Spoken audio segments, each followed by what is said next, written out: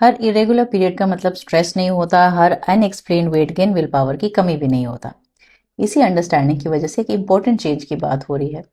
PCOS को अब experts ने पीएमओएस यानी कि poly endocrine metabolic ovarian syndrome का नाम देकर डिस्क्राइब किया है। क्यों? क्योंकि जो पुराना नाम था पॉलीसिस्टिक ओवेरियन सिंड्रोम, वो इस कंडीशन को पूरे तरीके से डिस्क्राइब नहीं करता था। नाम सुनते ही लगता था कि प्रॉब्लम सिर्फ ओवरीज में सिस्ट होने की है, but in reality this condition was not limited to just ovaries. इसमें hormones, metabolism, insulin resistance, weight change, fertility, skin, mood, sleep, energy level सब इन्वॉल्व हो सकते थे।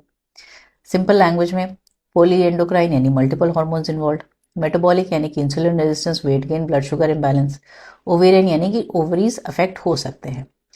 और एक इंपॉर्टेंट पॉइंट, हर महिला में पीसीओएस में कई बार सिस्ट नहीं होते और कई बार नॉर्मल महिलाओं में भी सिस्ट हो सकते हैं विदाउट एक्चुअल सिंड्रोम। इसी वजह से कंफ्यूजन होती थी, डायग्नोसिस डिले हो जाता था।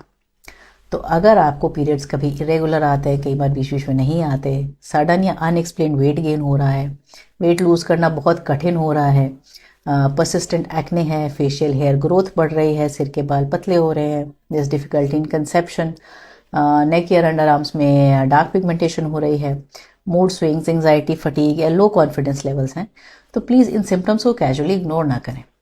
एक और इम्पोर्टेंट पॉइंट, बहुत महिलाओं को सालों तक सिर्फ ये बोला जाता रहा है कि अपना वेट कम कर लो तो सब ठीक हो जाएगा।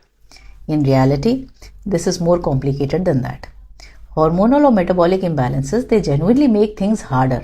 So if you have been struggling, your symptoms deserve understanding and not judgment. Doctor को कब दिखाना चाहिए?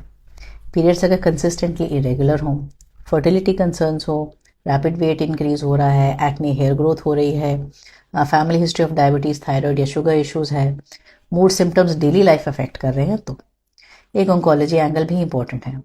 Long standing untreated hormonal imbalance, इसकी वजह से इरेगुलर ओवुलेशन होती है और एंडोमेट्रियल हाइपोप्लेजिया का रिस्क बढ़ जाता है। ओबेसिटी और इंसुलिन रेजिस्टेंस भी मल्टीपल कैंसर्स का रिस्क बन सकता है। बट एक पॉजिटिव पॉइंट भी है, दिस कंडीशन इज मैनेजेबल।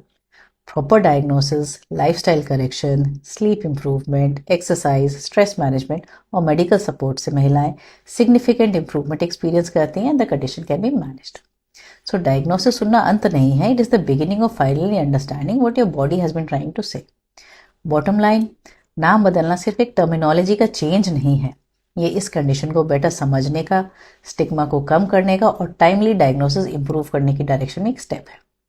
और अगर आपको लगता है कि आपके सिम्टम्स मैच करते हैं, please seek proper medical advice.